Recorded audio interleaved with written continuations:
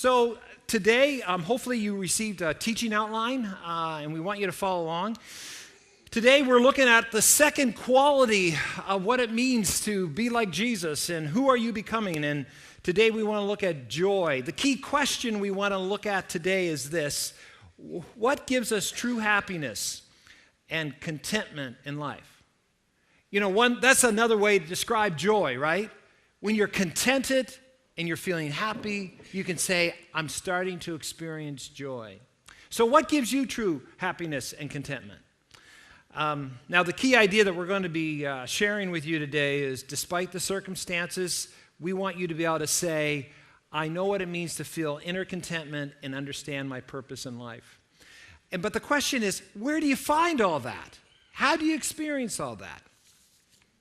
And we're going to talk about that today.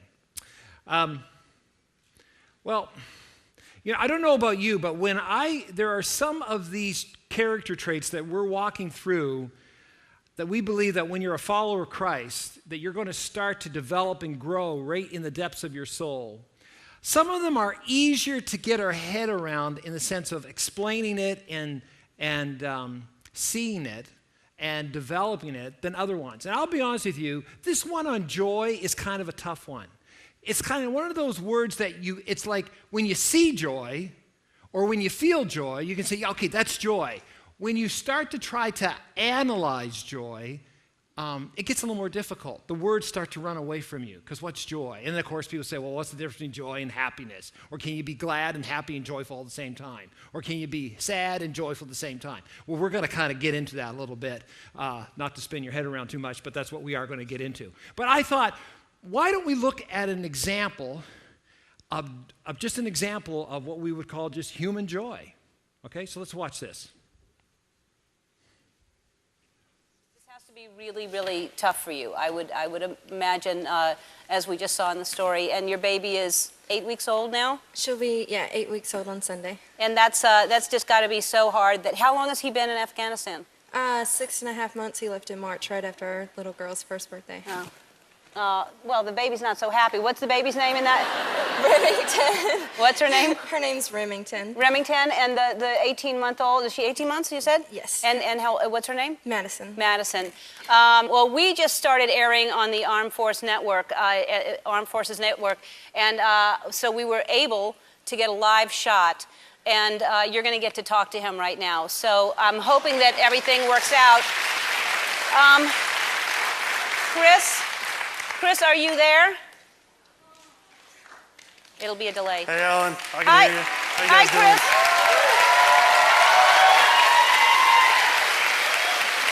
Well, look at him. Chris, first of all, I wish that you could be here, and I know that you would like to talk to your wife. What do you have to say to Jessica right now? I'll just like to tell her how much I miss her and how much I love her. I love you too, hon. And this must be really hard to, you missed the birth of your baby, and I'm sure that must be very difficult. Yes, it's very difficult. It was hard missing the birth. I didn't get to see it all. I can't wait to hold her for the first time. It's going to be amazing. It is, I'm sure. And well, you got to see photos, so I'm sure that was at least Hold on one second. Yeah, it's gonna be amazing. I saw pictures of her, but it's not gonna be anything like holding her for the first time. Can I just? I can't wait. Sound guy? It's gonna be so amazing.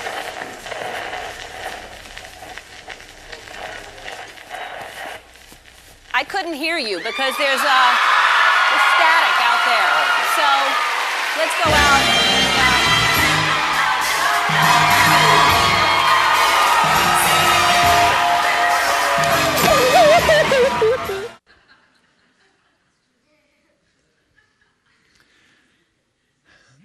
That's better than 1,000 words, right? There's a great example of human joy. You know, as we try to get our head around it, though, because I trade in words, I have to kind of talk to you for at least the next few minutes. I just can't play joyful video clips and turn you into puddles of tears here within the next few minutes. Isn't it funny, though, that tears of joy, really, that phrase fits in that moment? You know, as we think about joy, joy is a quality in the interior of our life, right? If I was to try to give you some handles or do a 360 around joy, I would use the following words. I would say, well, joy, it is about contentment. There's a quiet joy when you're saying, I'm not going to grasp anymore. I'm not going to strive where I have to beat everybody. There's a contentment to say, I'm thankful for what God's giving me. And rather than always this sort of restless joylessness of striving, right? There's a joy when you know that you're living with purpose and you're fulfilling, you're doing what God has designed you to do. Something very powerful about that. But you know what? And now to go a little deeper, though, joy is also something that it's like a pang, isn't it? Joy makes you feel something that actually you're striving for and you want to desire that's almost outside of you. It's something deeper and greater. And joy sometimes feels like a pang, right? It's almost like a stab in the heart. Because we're actually longing for something deeper and greater than we ever could imagine. The funny thing, too, about joy is actually a byproduct. When people actually go seeking for joy, now catch this, think about this, and it really makes sense. If you go after joy, you'll never get it. But if you actually go after those greater, deeper things, you stick it out with a friend going through a difficult time. And then almost afterwards, you have this joy. You work through a difficult situation at work with your coworkers, and it's only afterwards you feel a sense of joy. You work hard on a school project, you stay tough on it, and then comes the joy. As we say, joy comes in the morning, right? There's a rescue in the midst of despair. Then comes the joy. See how joy is a byproduct? Joy is not if you make joy your target, I'm going to actually argue with you probably will not find it often. Joy also has an element of hope to it. Have you ever been lost in the woods and then you stumble upon the signpost that leads you out? And in that moment of finding the signpost, right? Actually, in this day of GPS, you're saying, Dave, we don't need signposts, just use your smartphone. But let's say your smartphone's dead because you didn't charge it up like your wife told you to the night before. And you make your way, and you finally make your way out of the woods. And you're like, oh, and there's joy, right? Because now you have hope again because you're finding your way out from a moment where you were lost. Joy, I love this quote by C.S. Lewis, actually. He says, who can feel ugly when their hearts are filled with joy? There's a beauty tip, everybody. Who can feel ugly when your hearts are filled with joy? As we try to get our head into joy, Jesus talks about joy in John chapter 15, in the gospel, the fourth gospel of the Bible, in the New Testament. He talks about joy. And actually, he makes this promise of joy. In fact, he surprises us with joy here as he talks to us about it. In verse 11, he simply says, I've told you this so that my joy may be in you and that your joy may be complete. In just a moment, I'm going to read here from John 15, this whole thing. But Jesus makes this promise. He says, I have told you all this so that my joy may be in you and your joy may be complete. That my joy. Jesus makes a connection that when we have him, we have joy. Jesus says that, in fact, our joy is full and complete. I don't know about you. I love earthly joy moments that we just watched there from that clip of the reunion between the soldier and his wife. But those joy moments can come every day if we're paying attention, right? A great meal. We're coming into the beauty time of the fall. The next 2 weeks, pay attention.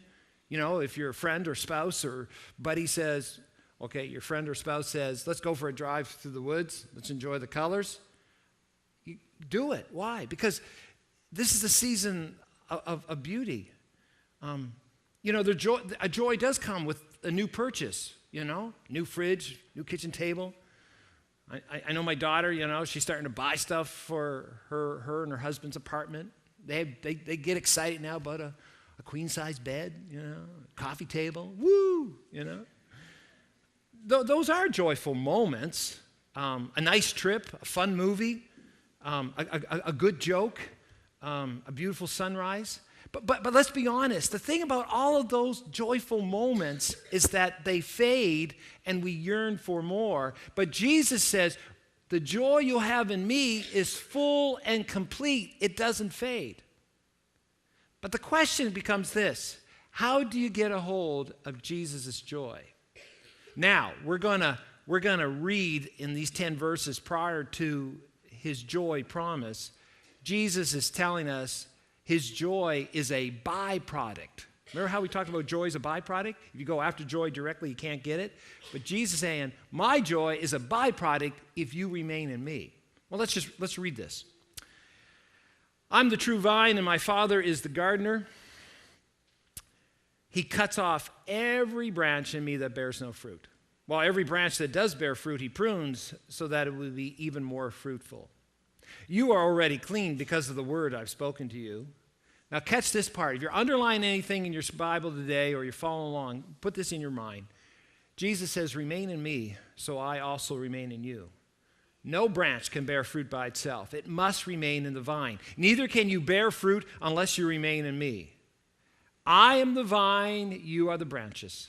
If you remain in me and I in you, you will bear much fruit. Apart from me, you can do nothing. If you do not remain in me, you are like a branch that is thrown away and withers. And such branches are picked up, thrown into the fire, and burned. If you remain in me and my words remain in you, ask whatever you wish and it will be done for you. And this is to my Father's glory, that you bear much fruit, showing yourselves to be my disciples. As the Father has loved me, so have I loved you. Now remain in my love. If you keep my commands, you will remain in my love, just as I've kept my Father's commands and remain in his love. And then again, we see the promise. After he talks about this whole idea of connection, of remaining in him, we see this. He goes, I've told you all this so that my joy may be in you and that your joy may be complete. So if you want joy, the world tells us how to get joy in a whole lot of other ways. And Jesus is saying, if you really want joy, full joy, complete joy, eternal joy, be connected to me. C.S. Lewis makes this observation about our connection to Jesus. He says this: we often try to live the Christian faith and the demands of faith like an honest man paying taxes. He pays them all right, but he does hope that there will be enough left over for him to live on and spend and do what he believes then will bring him joy, as though the way of faith is really not where enduring happiness lies. See, this is the real challenge to our Christian life. We have to stop taking the natural self as the starting point and ending point for our joy in life. Jesus is calling us to be deeply embedded into him. You know what he's saying to us in this passage that we just heard in John 15? I want to sort of just expand everything you hear about Jesus say in the Gospels. Here's what Jesus says to us all. Give me all. Give me all. I don't want so much of your time and so much of your money and so much of your service or so much of your work. I want you. I've not come to torment your natural self, to make it angry with my spiritual or moralistic demands. No, I've come to kill your natural self. Not tweak off a branch here or there, but to bring down the whole tree. Jesus is saying, hand over the whole natural self and I will give you a new self. In fact, I will give you myself, and my own will shall be yours. See, what Jesus is saying is that when you remain in me and I remain in you, you will find joy, because here's the point. Joy is found where Jesus is. That's where I really want you to catch this. Joy is found where Jesus is. This is where we're going to find joy. It's unfortunate that many of us don't want this type of Christianity, though. I think that when a lot of us read John 15 and we hear about this idea that Jesus is saying, I need to remain in you and you need to remain in me, and Jesus is ultimately saying joy is found where Jesus is, that's the point. But when we hear these words of Jesus, I think a lot of us say, you know what? I think Jesus is talking about the deluxe model of Christianity. Have any of you gone car shopping where you try to get upsold, right?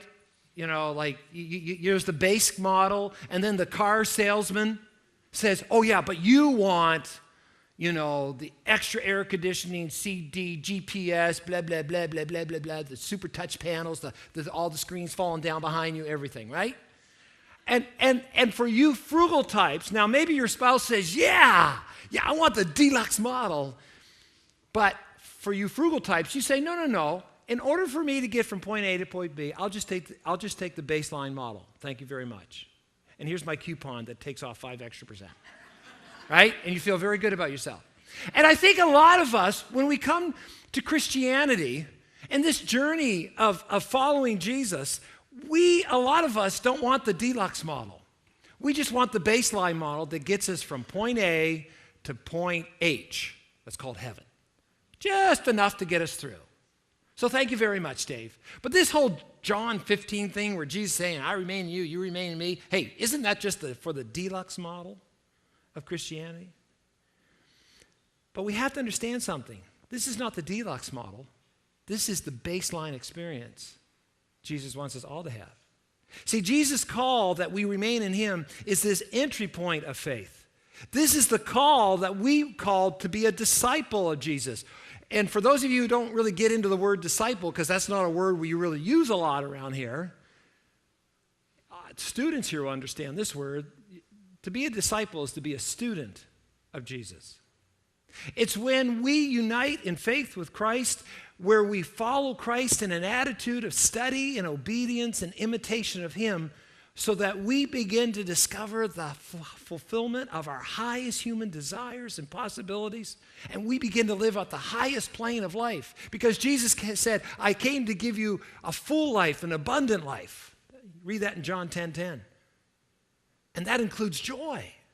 See, joy is found where Jesus is, because we're living the life Jesus wants us to live. See, here's the problem. And every one of us struggles with this. As long as deep down inside, I'm talking deep down inside of your guts, in the depths of your soul, we are making personal happiness centered on money, pleasure, and success, the ultimate standard for joy, this call that we just hear in the scriptures in John 15, we'll feel that to hand over our whole life to Christ, to be fully embedded in him, that's an impossible thing. How can I be connected to Jesus and still be pursuing money, pleasure, and success? How do I do that? How do I hold that intention? Here's the problem.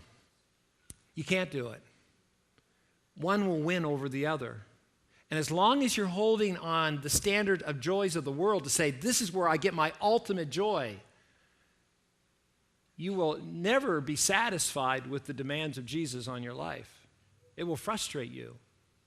It will lead to anger. And what you may try to do is do it for a while, but then what will happen is you'll either just get really angry about it, and I'll be honest with you, nothing worse than an angry Christian saying, I don't really like doing this, but Jesus told me to love you and serve you.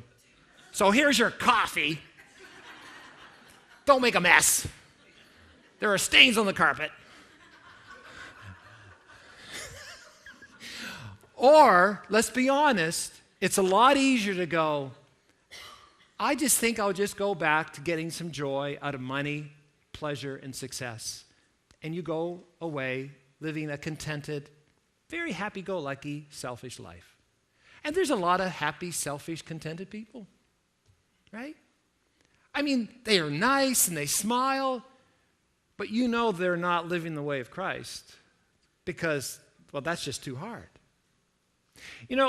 Jesus says, when we remain in him, we will produce fruit. And that fruit we're going to discover over this fall. If you journey with us throughout it all, you're going to discover it includes love that Micah preached on last week. It includes peace. It includes self-control. It includes kindness and humility, but it also includes joy. Jesus says we're going to have joy if we're embedded in him. And the fruit of our lives will grow when we have the desire and make the decision to be like Jesus. See, the fruit Jesus wants us to display is the fruit of him in our lives. And this desire and decision comes by faith that only God can give.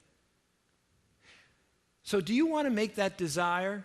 Do you have that desire? Do you want to make that decision to say, I want to be a student of Jesus? I want to be a disciple of Jesus? Because that's the only path that Jesus offers to all of us. Anything else is just being hypocritical. You're just being religious, and Jesus never came here to make us more religious. He came here to make us more like him. And so if you, though, decide and choose to say, no, I want to remain in Jesus and him remain in me, can I tell you you're going to start to learn? You're going to start to learn to love your enemies.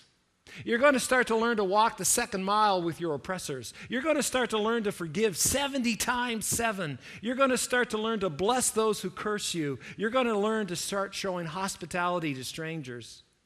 Because you see, what's happening is this. Christ's life is now, because you're embedded in him, is going to start slowly spreading throughout your soul system.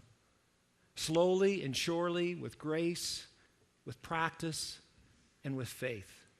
And guess what will start to happen? We're going to be surprised by joy. Because we're going to start to say, you know what? Joy is found where Jesus is. But let's be honest, joy gets lost, right? I don't know about you. I can lose joy. And the idea I just want to share with you really quickly is this. I think joy gets lost with distractions.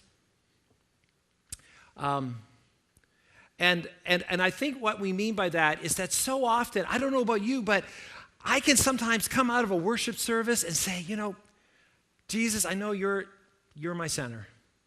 And in you, I know that I'm supposed to seek first God's kingdom and God's way. And I know that in you, I'm supposed to go the way of grace and love. And everything seems so clear. And then Monday comes, and Tuesday night comes, and Wednesday, and that difficult meeting, or that disappointing phone call, or that tough conversation, or that moment of depression, and the rain clouds come in, and the leaves start to fall off the trees, and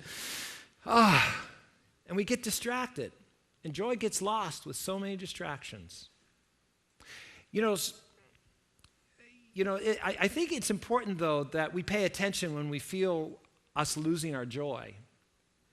Spiritually speaking, joy is truly one of those traits that has what I call an inside and outside quality to it. Isn't it hard to comprehend how someone can be full of joy on the inside and be consistently mean and miserable on the outside? How is that possible? Now, we can have our mean and miserable moments, but consistently, and say you have the joy of the Lord in you? It's like an old evangelist said once, if you have no joy, there's a leak in your Christianity somewhere. So check the leaks. Joy is like a spiritual gauge of our souls. A lack of joy in our lives is an indicator that all is not well. Really quickly, here are 3 joy distractors that all of us struggle with on a regular basis. Discouragements. We face difficulties. Let's be honest, nothing's never easy. People disagree, they quit, they leave. Just to be vulnerable for a moment, I think about all the hard work we did this past year as a church family and church leadership to bring in a new leadership for the next gen. And I'm really excited about this chapter that God's opening up for us with Sarah and with Micah. Hence why we're excited about this brick campaign. Click the brick. But there's some families that have been journeying with us for the last number of years, and they're leaving. They left us because they didn't like our program. I go, but we're just starting something new. Hang in. That's discouraging. Discouragements come in so many ways where we feel tired and overwhelmed. We feel weary. Discouragements come. And that's a joy distractor. Here's another distractor, disasters. Death, crisis, poor health, stress, troubles, grief. And listen, in our Christian journey, we're allowed to feel the stress. We're allowed to feel the anxiety and the grief that comes along with all that. Nothing freaks me out more than when I see someone not embrace the grief and the pain that they're facing. I think that you can have joy in the midst of that grief, but but embrace the stress because that's where you're at right now. Be honest with it because that's there in front of you. You know, another area, though, that sucks the joy out of us or distracts the joy out of us is disobedience. You know, in challenging life circumstances, we're so tempted to ignore God's wisdom and follow our own ways. And we may think that these solutions that maybe our buddies told us at work to do will make the pain stop and bring the joy and contentment we're looking for. But I just want to read from Psalm 119 this. Listen to this. Joyful are people of integrity who follow the instructions of the Lord. Joyful are those who obey his ways and search for him with all their hearts. They do not compromise with evil, and they walk only in his paths. How often have we let our culture tell us, go down these roads, you will find joy, and we find them to be dead ends and dry wells. So how do we get the joy again? Well, let's come back. Where's joy found? Well, here's the answer. Joy is found where? Jesus. Actually, let's just say that together. Joy. That, if you don't remember anything else, if you're tuning out, you're going to sleep right now, just before you go to sleepy bye, joy is found where Jesus is. You see, in Jesus we find an abiding peace. In Jesus we have a life penetrated by love. In Jesus, we have a faith that sees everything in the light of God, working everything together for good. In Jesus, we have a hope that stands firm in the most discouraging of circumstances. In Jesus, we discover the power to do what is right and withstand the forces of evil. In Jesus, as one musician says, he is the chain breaker, the way maker. In Jesus, we have no condemnation. We are justified and reconciled with God. In Jesus, we have the promise of experiencing life in all of its fullness as we learn to live life his way. In Jesus, we have eternal life, a resurrection hope, a home in heaven. And as C.S. Lewis observed, joy is the serious business of heaven.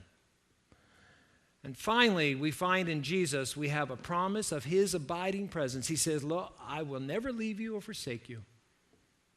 And guess what happens? When I start to focus on where Jesus is, I start to find joy again.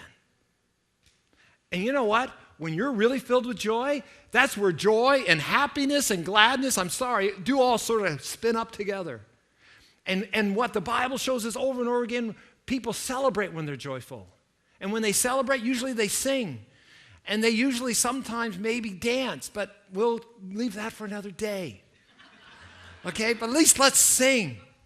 And you know, I think of an old gospel song, His Eye is on the Sparrow.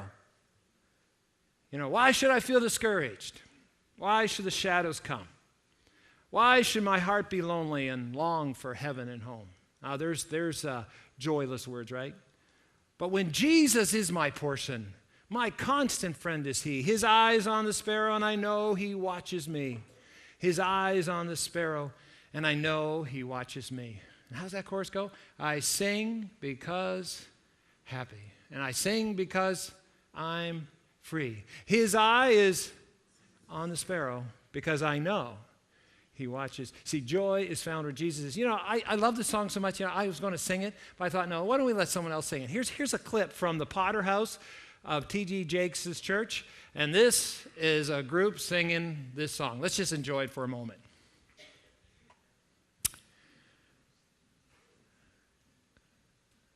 300 years ago, there was a great theologian by the name of Jonathan Edwards who said this, and it's still applicable for today.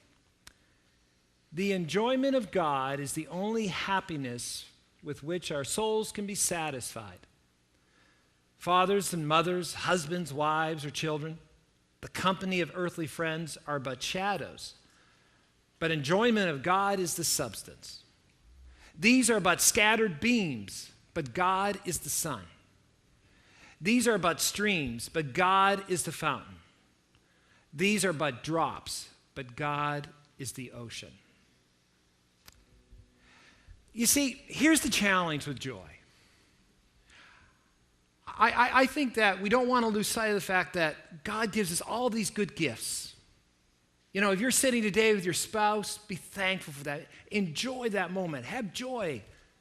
out of that relationship. If you're with your children today, if you're with friends today, if you're able to come today and worship and be able to sing, if you're thankful for the measure of health God's given you, those are all good gifts that should bring us a certain amount of joy.